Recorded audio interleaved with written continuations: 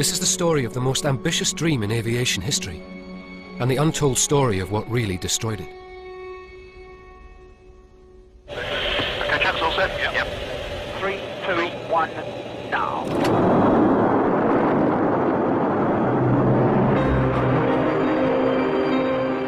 For over 27 years, Concord took passengers to the very edge of space, at speeds faster than a bullet. It was so advanced, very exciting, very, very beautiful, very fast.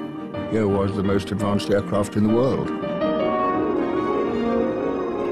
The actual shape of it and the sound of it symbolized creativity. People in the streets would look up, and they'd look up with pride, and they'd see this beautiful aeroplane. They would see it and they would say, we're part of it. We're proud of it. It's ours. It symbolized optimism. It was everything that the 20th century could have stood for. Concord was a unique achievement in an age that believed in technology and speed.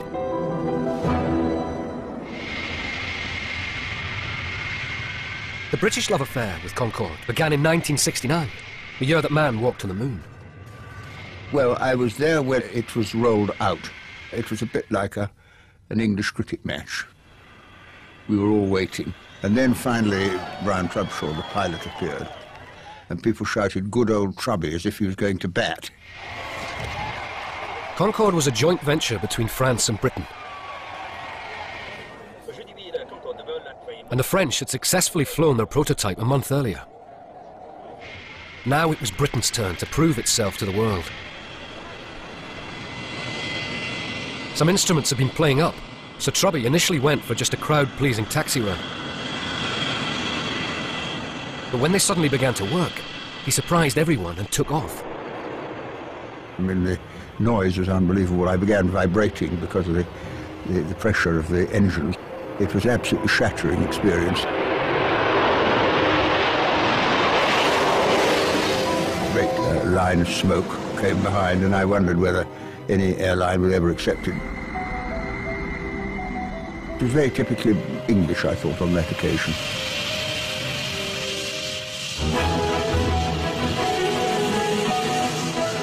It was a glorious moment.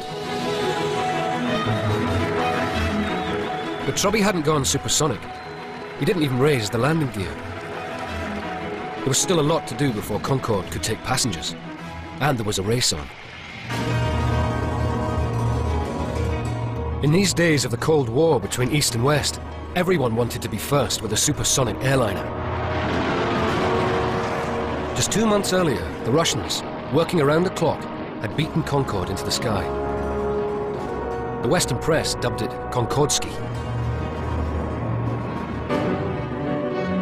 President Kennedy called on America to develop an aircraft that could fly at twice the speed of sound. We are talking about a plane in the end of the 60s that will move ahead at a speed faster than Mach 2 to all corners of the globe. Boeing answered its call with an ambitious design. It promised to outperform Concord at Mach 3 and carry twice the number of passengers. The race was not just a matter of national pride. Stakes were high for whoever could sell the world the next generation of airliner.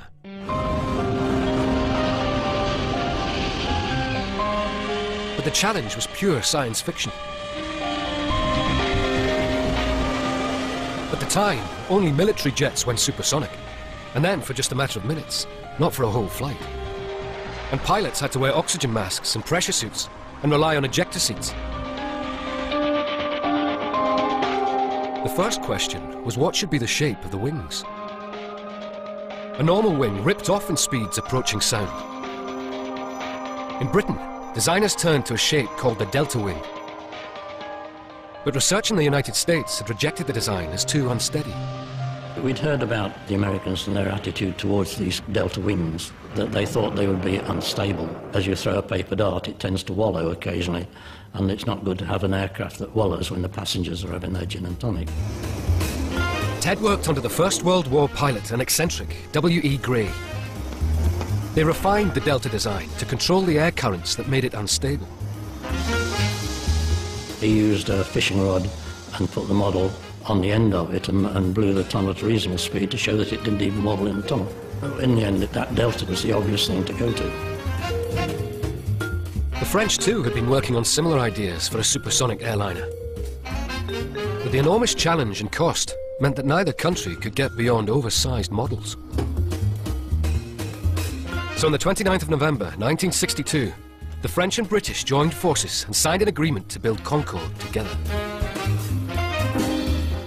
The joint venture began on a scale that would rival America's moon project, with a workforce of 200,000. But first, each side had to learn the other's language. Alors, où est-ce qu'il travaille en ce moment, Monsieur MacDonald? Il travaille dans les ateliers. While the engineers grappled with pronunciation, the politicians fell out over how to spell Concord.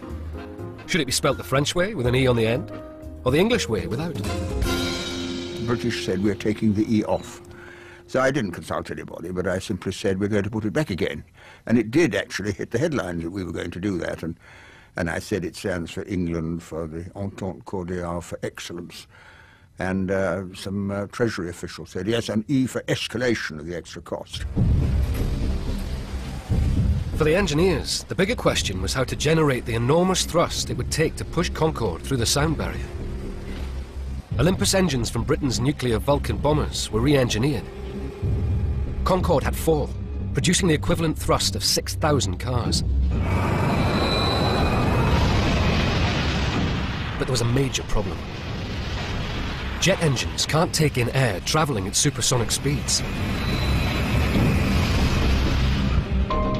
Intakes had to be devised that would slow the air down before it entered the engine. The challenge of the air intake with Concord was a massive challenge. It was absolutely incredible what this intake could do. It was using computer power that technically wasn't even around. The computers controlled flaps that slowed the air down by 1,000 miles an hour in just 14 feet. Groundbreaking stuff. Absolutely groundbreaking. Nobody else in the whole wide world had done it, and we did it. No aircraft in history ever underwent such testing and development. But the question remained, would it work?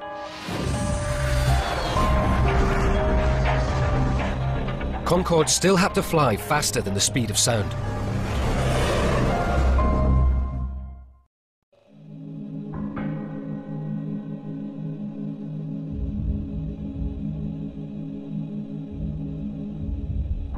The race for supersonic flight was on.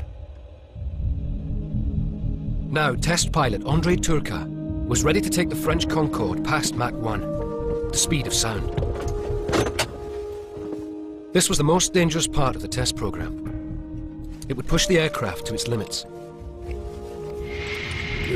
There was no nervousness. If you're nervous in a situation like this, you should change your job. You must never be nervous, always calm. Inside, a flying laboratory was ready to record every jolt and twitch of Concorde's airframe.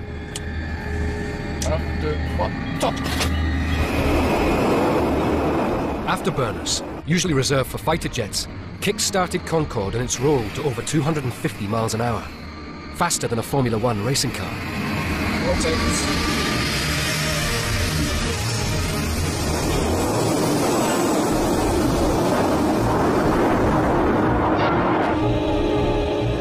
Concorde's distinctive visor was raised to shape the fuselage into a rocket.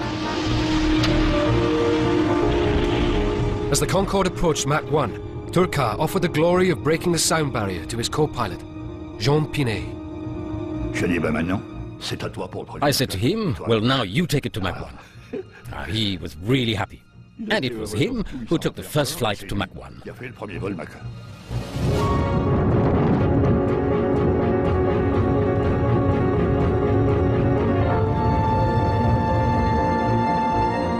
There was almost no sensation of travelling faster than the speed of sound. The smoothness of the flight was largely due to a startling innovation: fly-by-wire. Pilots had relied on mechanical linkages to move the flaps and rudders. Now, computers analysed and relayed Turcat's commands to the control surfaces. On following flights, Turcar pushed the aircraft on to its limit, over twice the speed of sound, and held it there in continuous supersonic flight. A feat no aircraft had ever achieved before. Things did begin to warm up. The air conditioning was not fully working, and the oil got hot. But we stayed there for 52 minutes, at Mach 2. While the American prototype, the US model, was still stuck on the ground. So we were really the first.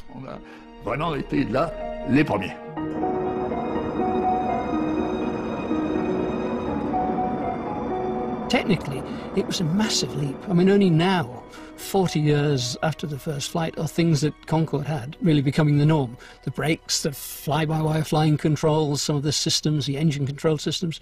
It really was a massive challenge. Mr. Wedgwood Ben, Minister of Technology, and Monsieur Jean Chamont, French Minister of Transport, were ready to cut the tapes and launch the greatest airliner ever built. Concorde looked ready to take the world by storm. 16 major airlines placed options for a staggering 74 aircraft. No one wanted to be seen without a Concorde. But the airliner of the future had come at an incredible cost to the French and British taxpayers. The escalation was on a massive scale. I mean, it cost far more than the company had anticipated. But once you start something like this, you can't pull out. The project, initially budgeted at £150 million, ended up costing £1.5 billion of taxpayers' money.